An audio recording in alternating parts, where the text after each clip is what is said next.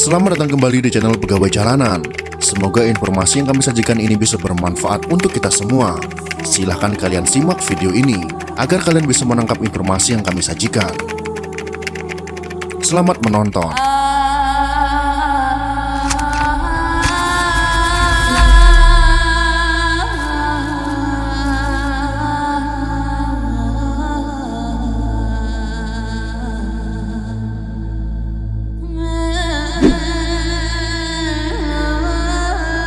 Peta kekuatan politik negara-negara dunia dari abad 13 hingga menjelang abad ke-15 Masehi sangat penting dijelaskan dalam video berikut ini.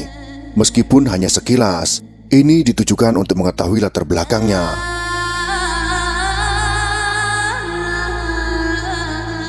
Nusantara yang merupakan bagian dari sejarah internasional tidak akan mungkin lepas dari berbagai pengaruh-pengaruh kekuasaan politik dunia saat itu. Ibarat dunia adalah sebuah pohon, maka negara-negara di berbagai belahan bumi ini seperti batang, cabang, ranting, daun, bunga, dan buahnya.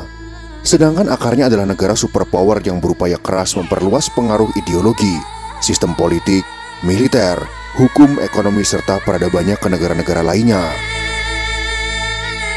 Nusantara sebagai bagian dari dunia ini tidak akan pernah lepas pula dari berbagai pengaruh perubahan-perubahannya. Misalnya adalah banyaknya kerajaan-kerajaan bercorak Hindu-Buddha di Nusantara akibat pengaruh peradaban Hindu sekte Siwa maupun Buddha di India sejak sebelum abad ke-7 Masehi. Oleh karena itu, tumbuhnya kekuasaan politik Islam di Nusantara tidak dapat dilepaskan pula dari sebab timbulnya kekuasaan politik di luar Nusantara. Tumbuhnya kekuasaan politik Islam di Timur Tengah, Khulafaur Rasyidin, Khalifah Umayyah, Khalifah Abbasiyah, dan Khalifah Turki Utsmani, diikuti runtuhnya pengaruh Hindu dan Buddha di India oleh kekuatan Mongol.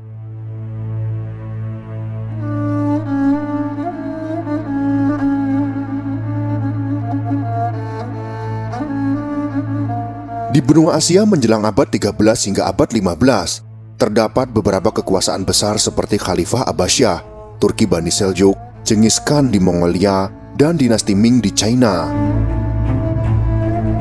Timbulnya kekuasaan politik Islam yang dibangun oleh Kaisar Genghis Khan besar pengaruhnya terhadap perubahan kebijakan politik Kaisar Kubilai Khan dan Kaisar Ming di Cina yang lebih cenderung berpihak kepada Islam.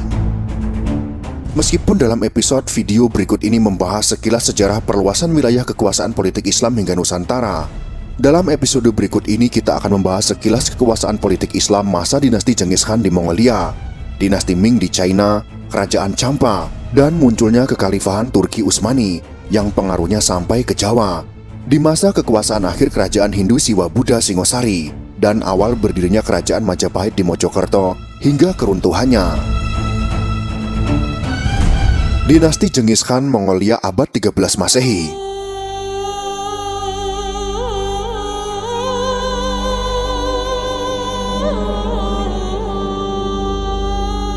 Di Mongolia telah berdiri kerajaan di bawah kekuasaan Genghis Khan.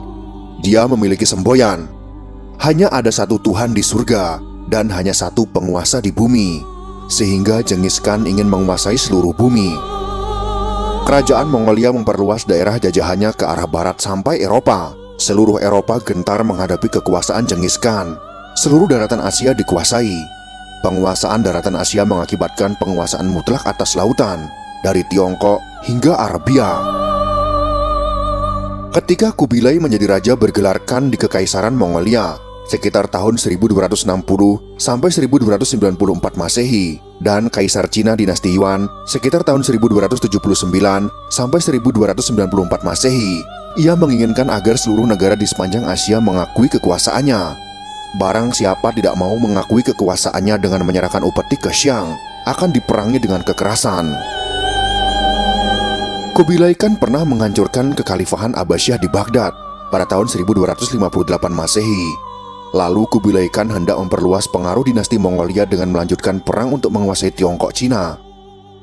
Dalam tahun yang sama, Kubilai Khan berhasil menguasai Korea pada tahun 1258 Masehi. Dilanjutkan menyerang Jepang pada tahun 1274 Masehi, tetapi tidak berhasil. Upaya menguasai dunia terus-menerus dilakukan Kubilai Khan hingga memerangi negara-negara di Asia Tenggara yaitu Jawa, Vietnam, dan Kamboja, termasuk daerah Champa. Pada tahun 1280 Masehi, Raja Anam Vietnam Utara dan Raja Champa pada tahun 1287 Masehi menyerah kepada Kubilai Khan. Pada tahun 1287 Masehi, Kubilai Khan juga berhasil menghancurkan pasukan gajah dari Burma.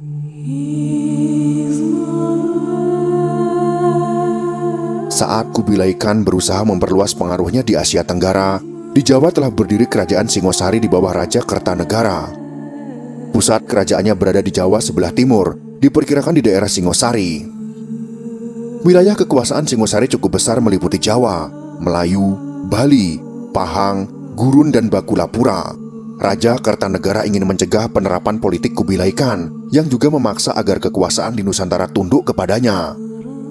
Pada sekitar tahun 1275 Masehi, Kertanegara mengirimkan ekspedisi tentara Singosari ke Melayu. Kemudian pada tahun 1286 Masehi, dia mengirimkan Arca Amogapaca ke Melayu agar mereka tetap tunduk di bawah kekuasaan Singosari, bukan tunduk kepada Kubilai Khan. Kubilai Khan mengetahui kekuasaan Raja Kertanegara atas beberapa kepulauan Nusantara dan Melayu, berikut pelabuhan serta perniagaannya. Menurut Kubilai Khan, salah satu hal yang akan mengurangi kewibawaannya dan menurunkan kemuliaannya adalah jika Prabu Kertanegara tidak mau tunduk kepadanya. Oleh karenanya, pada tahun 1289 Masehi, Kubilai Khan mengutus Mengki menghadap Prabu Kertanegara agar kerajaan Singosari tunduk kepada Putra Langit dengan menyerahkan upeti. Akan tetapi Prabu Kertanegara sadar akan keagungannya dengan luasnya wilayah kerajaannya, sehingga ia tidak sudi untuk tunduk kepada Kubilai Khan. Bahkan Mengki telah dipermalukan oleh Prabu Kertanegara, penguasa kerajaan Hindu Siwa Buddha Singosari tersebut. Setelah Mengki kembali menghadap Kubilai Khan, ia marah besar atas penghinaan Prabu Kertanegara kepadanya. Pada akhir tahun 1292 Masehi, angkatan perang bangsa Mongol dikirim ke Jawa.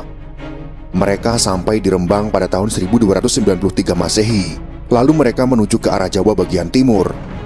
Akan tetapi, pasukan Tartar yang dipimpin oleh Sinpi dan Ikimese tidak mengetahui bahwa Prabu Kertanegara sudah tidak berkuasa lagi akibat serangan Jayakatwang, penguasa Daha Kediri.